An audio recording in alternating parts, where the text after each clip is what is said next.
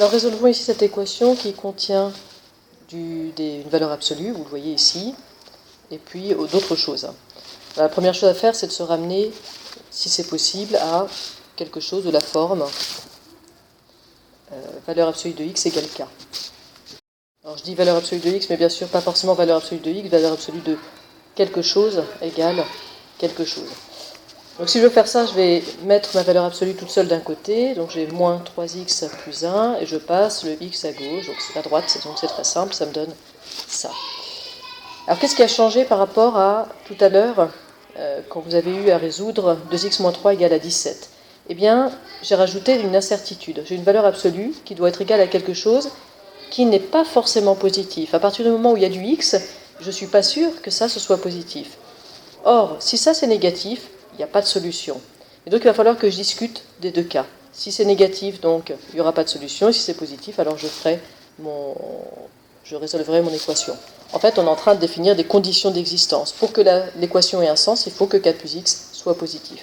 Eh bien, comme toujours dans les conditions d'existence, c'est la première chose à faire. Et donc ici, conditions d'existence, il faut que 4 plus x soit positif. Alors positif ou nul, une valeur absolue, ça peut tout à fait être égal à 0. Ça revient à dire qu'il faut que x soit plus grand ou égal à moins 4.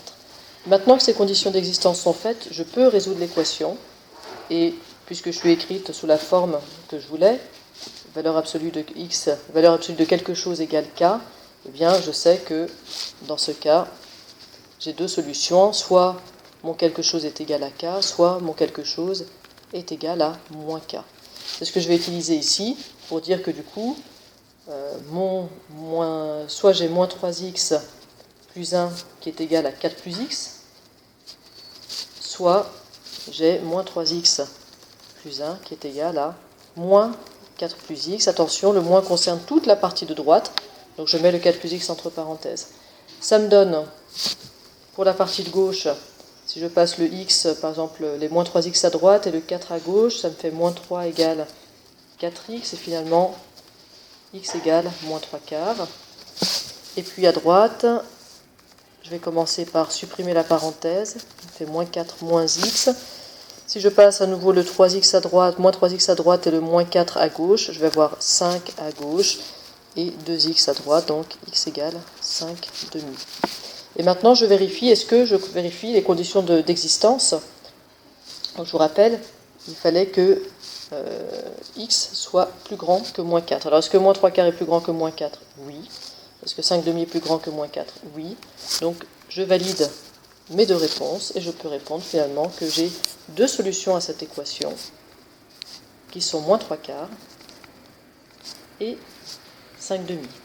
Et puis, si vous avez le temps, je vous encourage toujours à, de toute façon, quand c'est pas trop long comme ça, faire la vérification. Donc, prenez moins 3 quarts et remplacez là-dedans. C'est ce que ça donne. Moins 3 fois moins 3 quarts, ça va faire 9 quarts. 9 quarts plus 1, ça fait 9 quarts plus 4 quarts, ça fait 13 quarts. En valeur absolue, ça reste 13 quarts. 13 quarts moins 3 quarts, ça fait 13 quarts. Plus 3 quarts, ça fait 16 quarts. 16 quarts, c'est bien égal à 4. Je vous laisse faire la même chose pour 5 demi et vérifier qu'effectivement, ça joue bien.